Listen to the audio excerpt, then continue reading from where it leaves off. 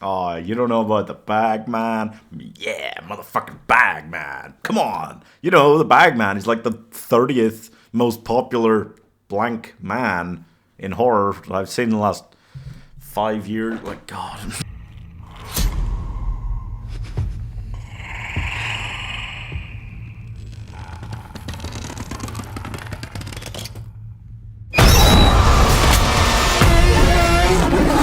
I mean, it isn't necessarily the biggest problem that I've got with this film, but Sam Claflin is English. Antonia Thomas is so brutally Scottish. She was in Sunshine and Leith. The brother actor is Scottish. The child actor is Scottish. The director is Scottish. Why are they making all these people do American accents and making it an American film? I'll tell you why. Because there's no way that anyone British would have come up with as stupid a name as Bagman. Bagman stars Sam Claflin as a father to a young child who has trauma regarding his own childhood fears because his dad used to scare him with stories about the Bagman, who steals a lock of a child's hair if he's interested in them, and then he comes along later and shoves your child into a bag and spirits them away. Really? Okay. But when his house is invaded by an unknown presence, he'll start to worry because he thinks that the Bagman might have returned, and everything starts to make him look a little bit crazy, and he will go through the same goddamn process of looking at the baby monitor, thinking, is something wrong? And then standing there until something goes really wrong, or the electric goes out for the 100th time before he actually starts running to the child's room. I mean, they bring the child in to sleep with them once, admittedly, but like after a certain number of things going wrong, are you not just moving the crib into your bedroom for a while with you? Or, like, stop trusting the baby monitor after a certain number of electrical cuts, okay?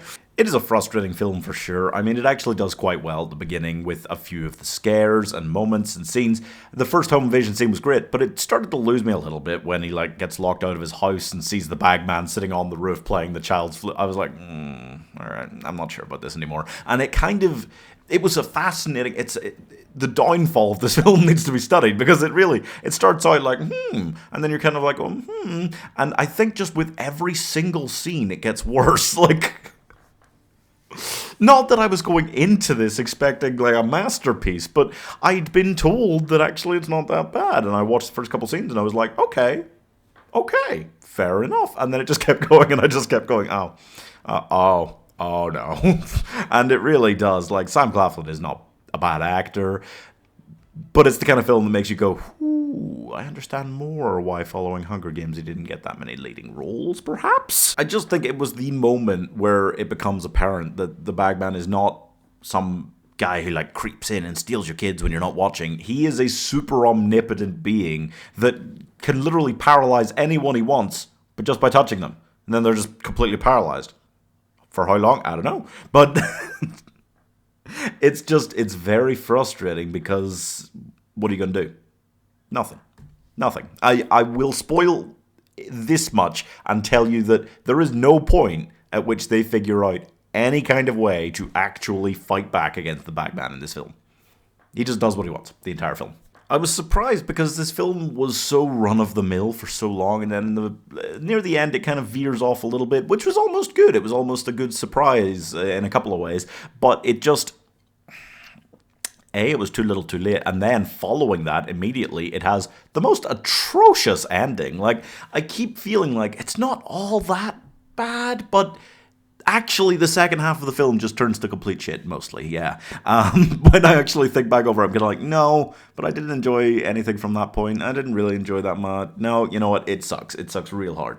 It's just very frustrating because I don't want to spoil the entire thing, but it's got a shit ending. It really does. Honestly, I just struggle to believe that within a year of each other, we got Baghead and Bagman. Have people just given up on new designs for horror things and they're just putting a bag on their head? Like, that's it's not very creative. I also feel like I have to bring it up. There's never been a zipper made, normal or supernatural, because I'm sure there's a lot of supernatural zippers out there, that is as loud as this bitch's bag. Like, seriously, when you hear his zipper, be afraid. It's not exactly a tagline that's going to give us the right idea about this film, okay? I'm just... yeah, he's incredible. He's just...